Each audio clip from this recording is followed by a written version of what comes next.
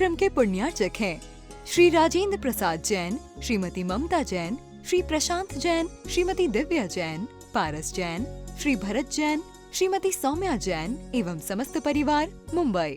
आपका भोजन जो आप करते हैं, कौन सा भोजन आपको रुचिकर लगता है?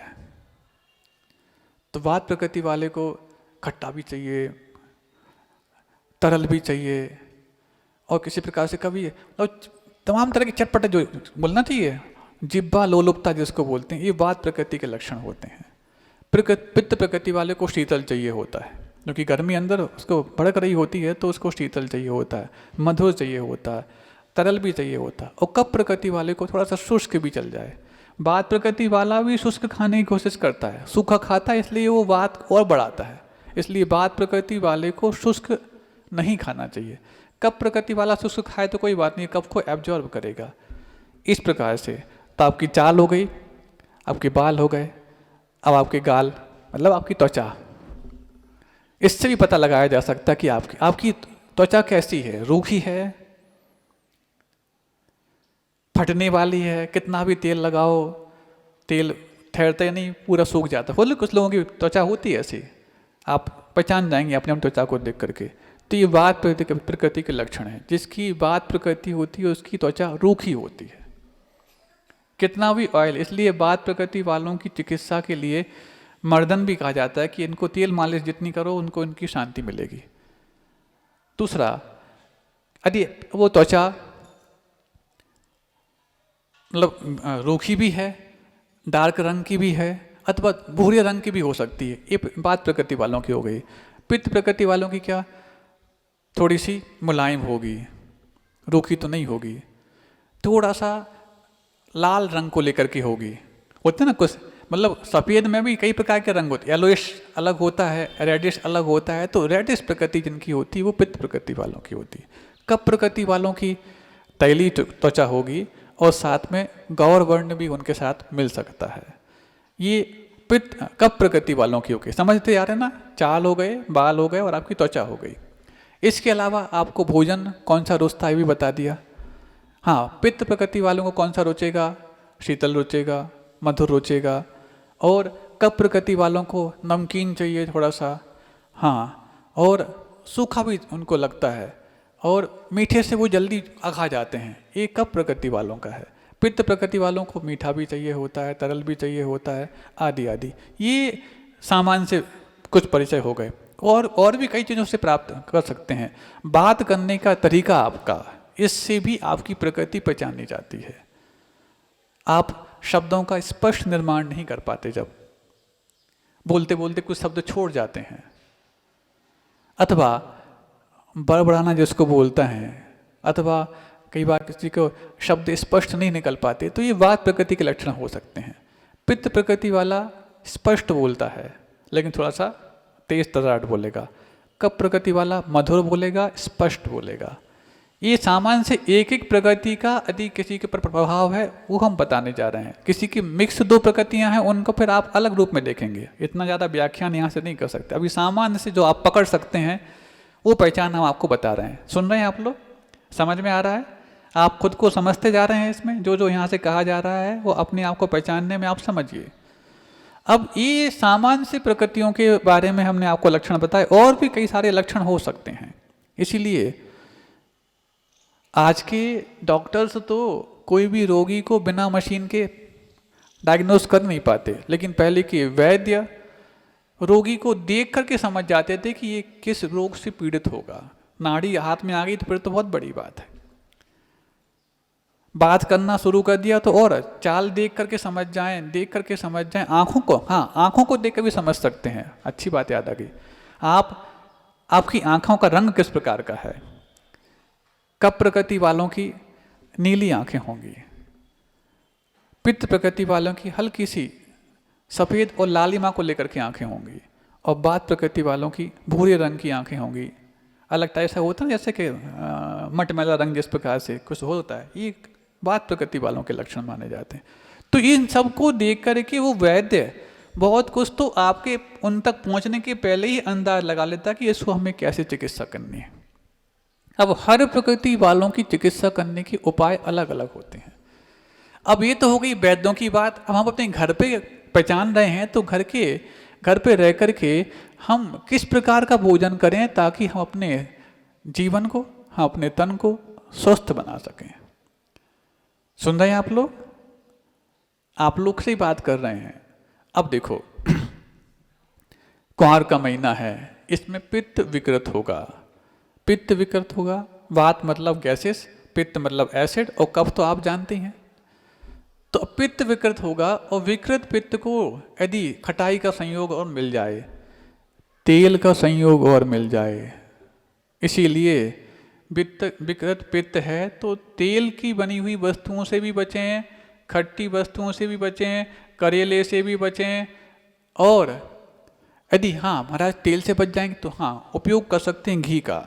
घी का प्रयोग करने में कोई दिक्कत नहीं है, लेकिन घी अपने घर का हो, अटपैरा हो। नहीं है तो वो जब भी सुना था ना कानपुर की घटना आपने,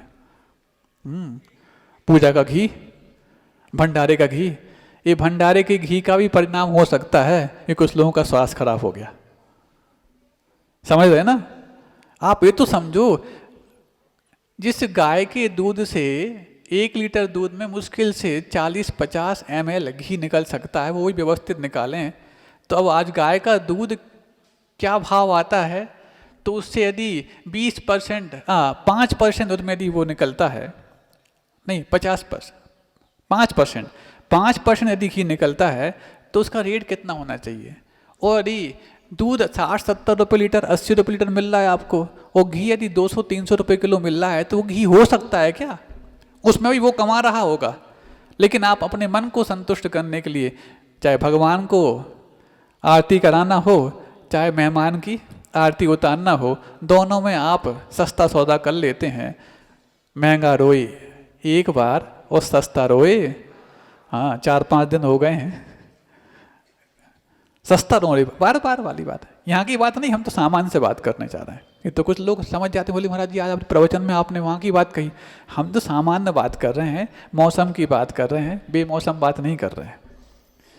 तो घी का प्रयोग कर सकते हैं, तेल से बचें, खट्टे पदार्थों से बचें, रूखा भोजन करने से बचें, शुष्क भोजन करने से बचें। इस मौसम को बहुत संवेदन पूर्वक आपको लेना चाहिए और संवेदनाओं के साथ ही जीवन जीना चाहिए।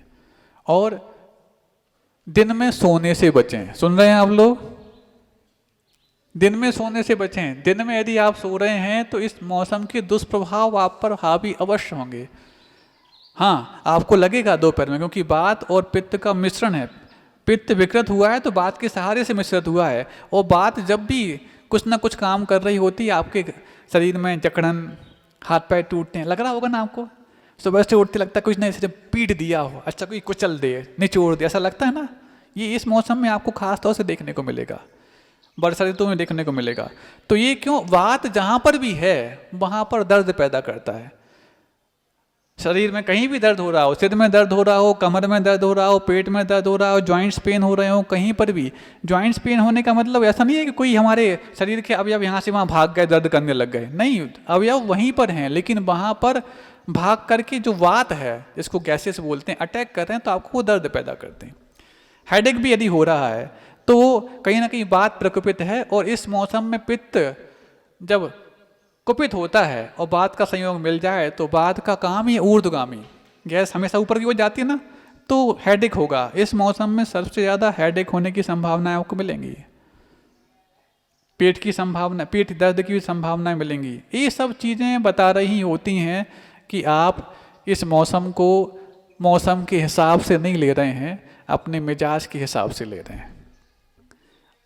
और कई बार होता है जब रोग आप पर हवा करने वाले होते हैं तो उस वक्त आपको प्रतिकूल वस्तुओं का सेवन करने के लिए आपको प्रेरित करते हैं।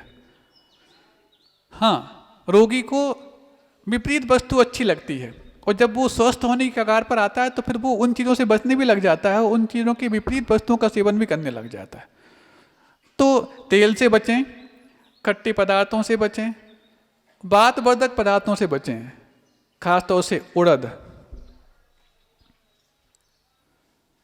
संभव हो तो तुअर से भी बचें, मसूर से बचें, दालों में खासतौर से बचा रहे हैं, इस मौसम में मूंग की दाल का सेवन दालों में किया जाए, थोड़ा बहुत कोई दूसरा अल्प मात्रा में, लेकिन उससे ही पूरा पेट भर लिया जाए। और एक और चीज, मौसमी सब्जियां जितनी आती हैं इस मौसम की, इस शरद ऋतु में जो भी मौसमी सब्जियां आती हैं ये विकृत होती हैं, इससे भी बचें। सब्जी की बात कर रही, फल की अभी बात नहीं चल रही, सुन रहे हो ना? तो महाराज खाएं क्या? दही तो बिल्कुल ना खाएं इस मौसम में, खट्टे पदार्थों से बचना है। दही छाछ इस मौसम में बिल्कुल ना खाएं, नहीं है तो फिर अगले दिन देखना उसका प्रभाव। कल किसी ने प्रश्न किया था, महाराज जी महिला अधिवेशन में गृह मंत्री गए हैं तो दही पूड़ी खाना पड़ा। हाँ, हम बताने जा रहे हैं इस मौसम में दही ना खाएं, बिल्कुल नहीं।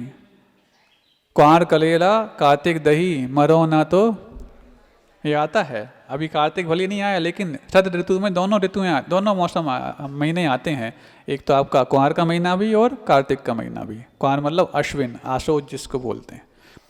तो ये तेल से, खट्टे पदार्थों से, दही से, वातवर्धक चीज़ों से, उड़द है, तुअर है, बाजरा है, आदि आदि, इनसे बचें। तो फिर महाराज खाएं क्या? बहुत सारी चीज़ें, इतनी चीज़ खाते क्या दुनिया में?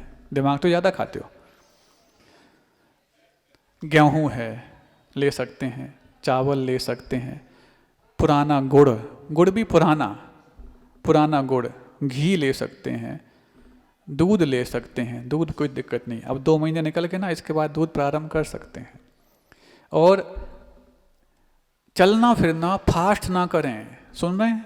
एकदम फास्ट करते हैं।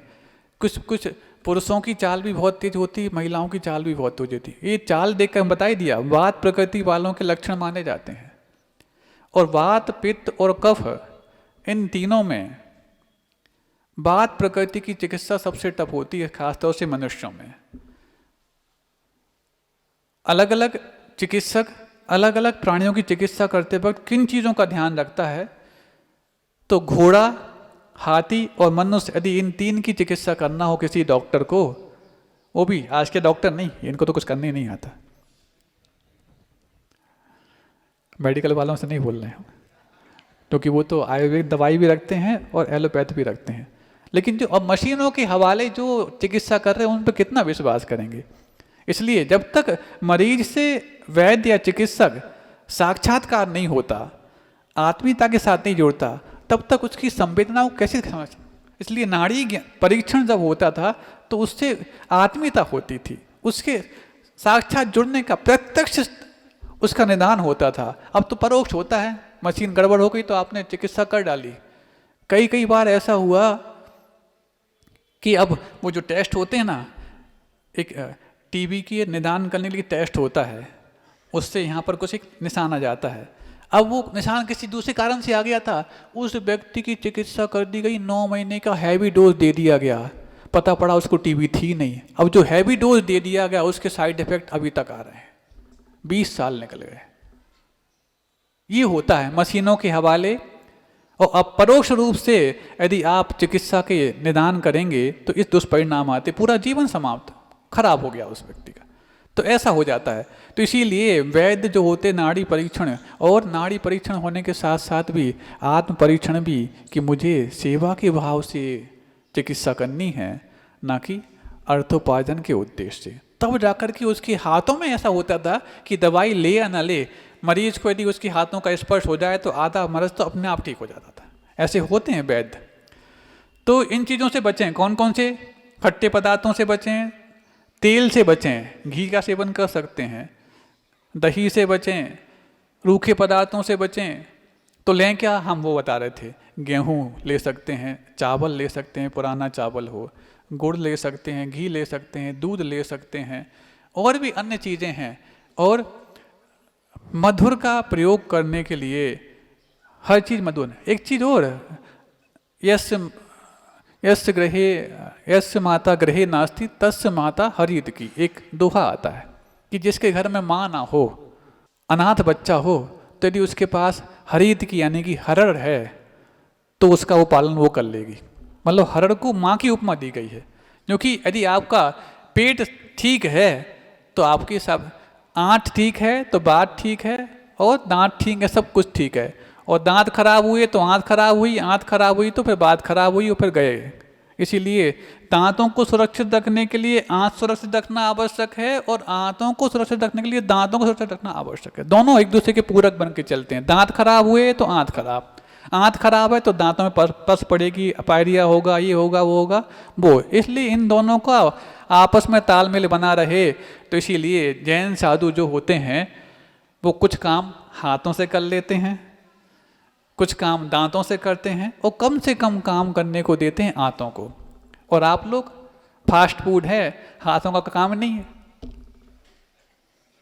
गया पूरा काम आंतों को करना पड़ता है, ना दांत करते ना हाथ करते।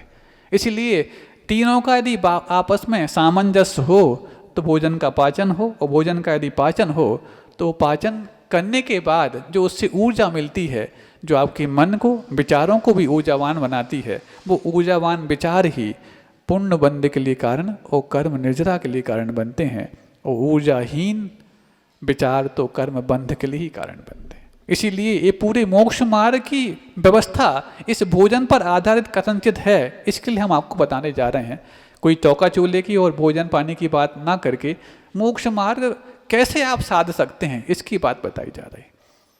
समझ में आ रहा है आप लोगों को? बिल्कुल आपकी सामान्य बातें चल रही हैं, आपकी निजी जिंदगी की बात चल रही है। अब इतना तो हो गया, फिर दिन में सोने से बचें। दिन में सोने से बचें। इस मौसम में आपको जकड़न होगी, कुछ भी होगी, लेकिन उस समय थोड़ी देर के लिए 10-15 मिनट का एक आवेग आता है भोजन करने के बाद, खास तौर से उस आवेग को आपने यदि यहाँ वहाँ टाल दिया फिर ठीक हो जाएगा। फिर आप नहीं भी सोए तो कोई दिक्कत नहीं है। और दिन में यदि सो गए तो रात में जागेंगे, और रात में जाग गए तो फिर ये समस्या हो जाएगी। इस मौसम में रात में देर तक जागना खतरनाक है। इसीलिए आपके कबीर सम्मेलन के लिए डेडलाइन दे दी गई थी। महाराज उस समय क्यों नहीं बताया? उस समय ये सब बातें आपको 1 घंटे सुनने की फुर्सत कहाँ थी? उस समय तो जल्दबाजी में थे। अब जब हो गया तो बता रहे हैं, रात में जागे बात विकृत होगा, और पित्त तो वैसे ही कुपित हुआ है, और बात ने यदि पित्त को पांव दे दिए तो वो लंगड़ा भी कूदने लग जाएगा। इस कार्यक्रम के पुण्यार्चक थे श्री राजेंद्र प्रसाद जैन, श्रीमती ममता जैन, श्री प्रशांत जैन, श्रीमती दिव्या जैन, पारस जैन, श्री भरत जैन, श्रीमती सौम्या जैन एवं समस्त परिवार, मुंबई।